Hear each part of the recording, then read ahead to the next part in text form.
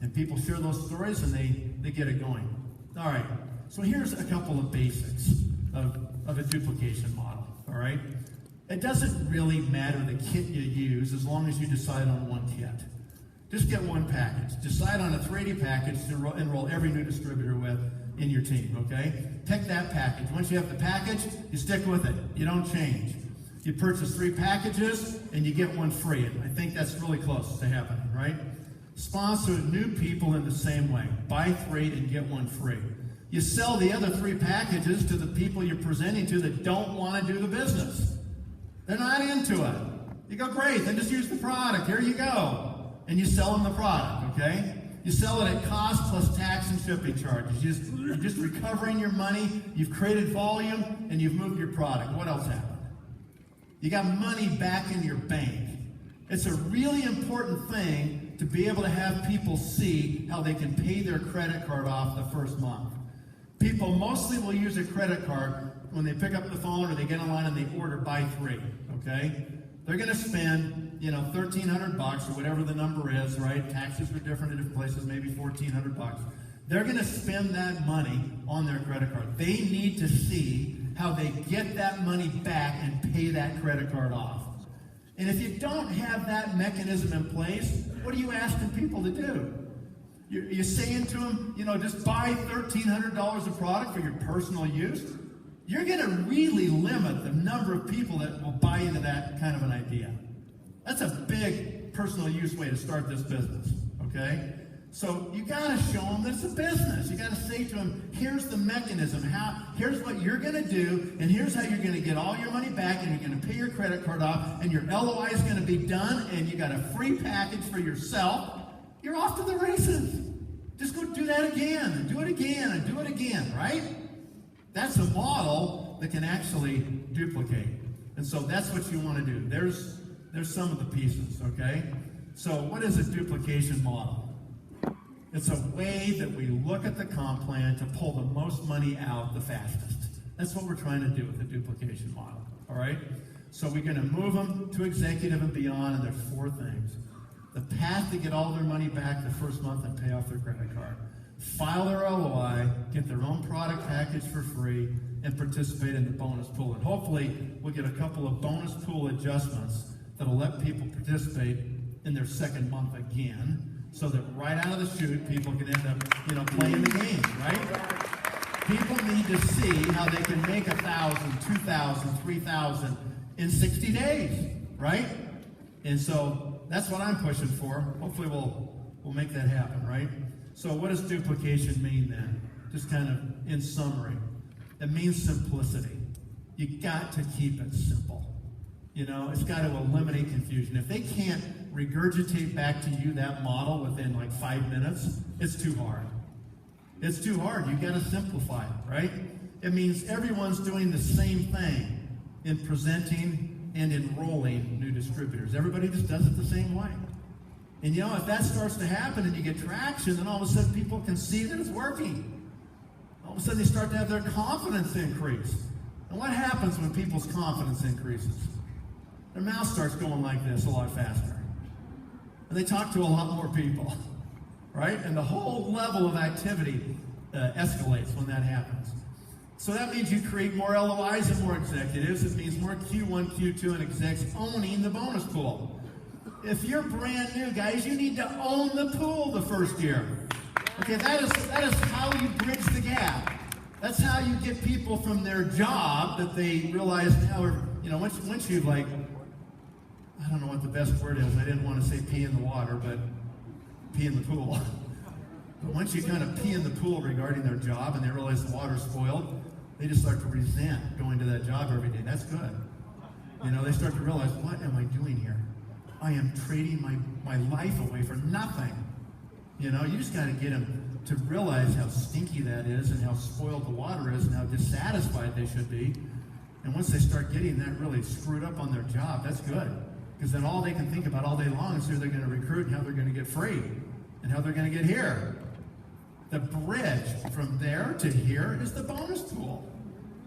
That's the bridge for people. The first year, that's how they're going to nail it and make their money. Okay? So you got to understand that part of it. So you want that, and then that means a lot of new people telling a lot of new stories, which raises the confidence level again, which people's mouths go faster and all the activity increases, and all of a sudden you start to see momentum forming in your personal organization.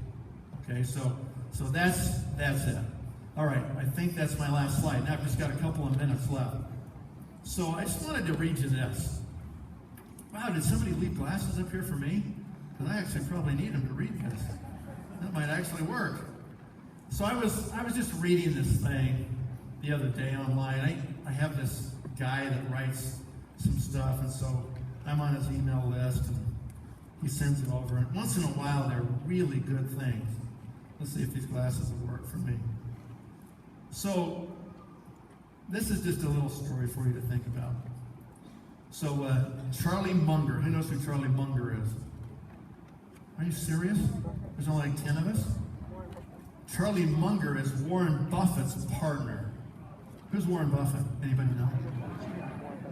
Yeah, Berkshire Hathaway, richest guy in the country, right? Giving away a lot of his money, really good guy. Okay, he says when Warren lectures at business schools, he says, I can improve your ultimate financial welfare by giving you a ticket with only 20 slots in it so that you had 20 punches representing all the investments that you've got to make in a lifetime. So he says, I can improve your success if I limit you to 20 punch cards, 20 punches, okay?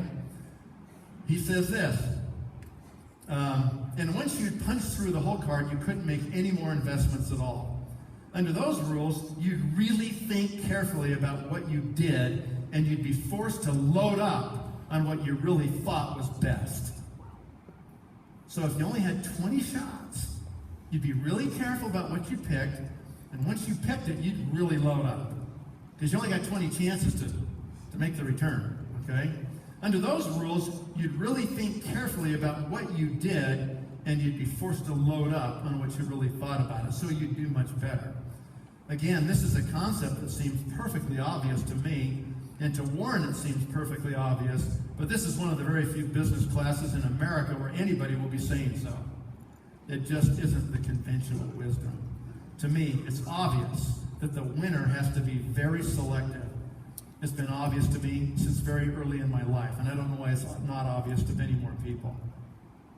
So Warren Buffett's 20-slot rule isn't just useful for financial investments, it's a sound approach for time investments as well. In particular, what struck me about Buffett's strategy was his idea of forcing you to load up and go all in on an investment.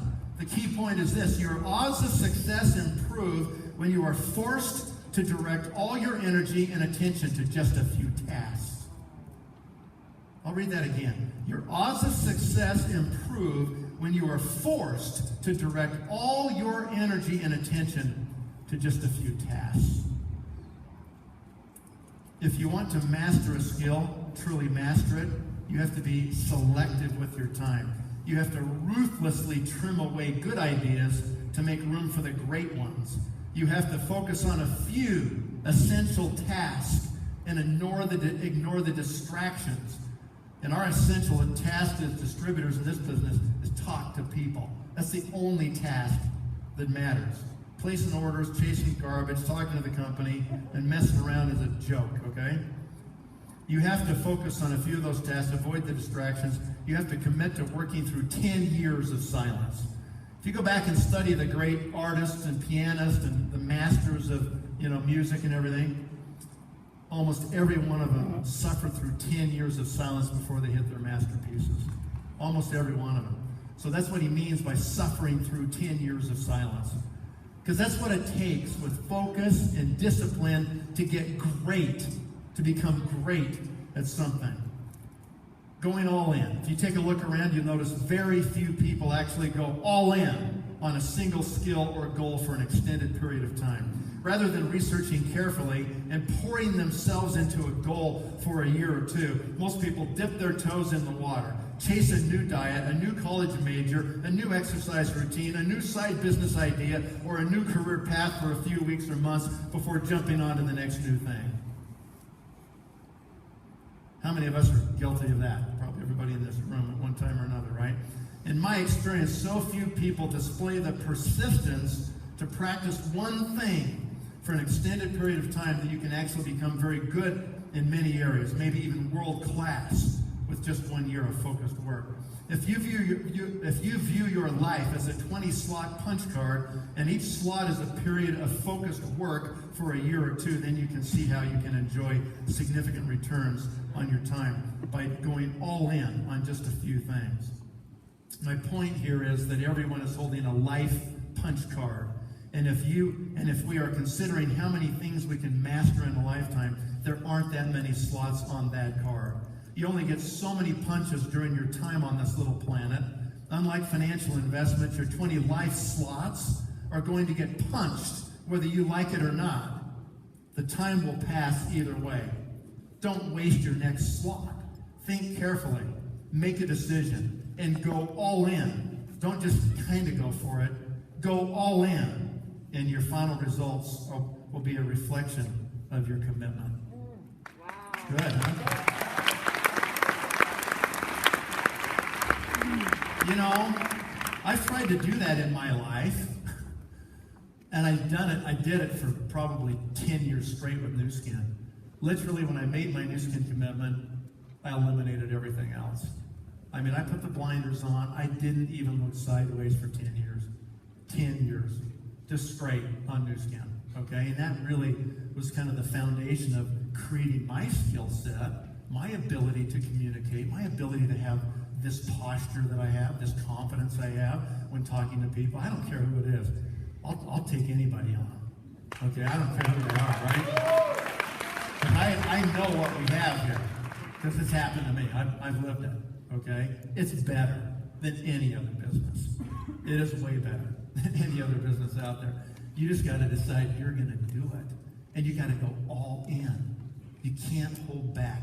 You know, I've said this before, whatever percent you hold back in anything, whether it's your marriage, relationships you have with other people, if you're holding back and reserving because you're afraid of failing and you want to have an excuse that you didn't go all in. I didn't really give it everything. That's why I didn't make it. Okay? Get rid of your excuses. That's like burning your boat. Okay? It's like making a commitment that you're going to go all in. Holding nothing back, nothing in reserve. You're just going to go and you're going to make it happen, okay? I mean, that's a hard thing to do. I mean, I feel like in my life I've got like 4 or 5 punches in the card, you know? I feel like I understand how to do network marketing. I think I got that punch.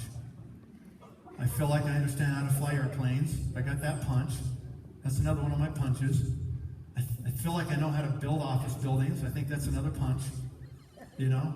I'm trying to be a better dad and father and grandfather. I'm trying to get that punch.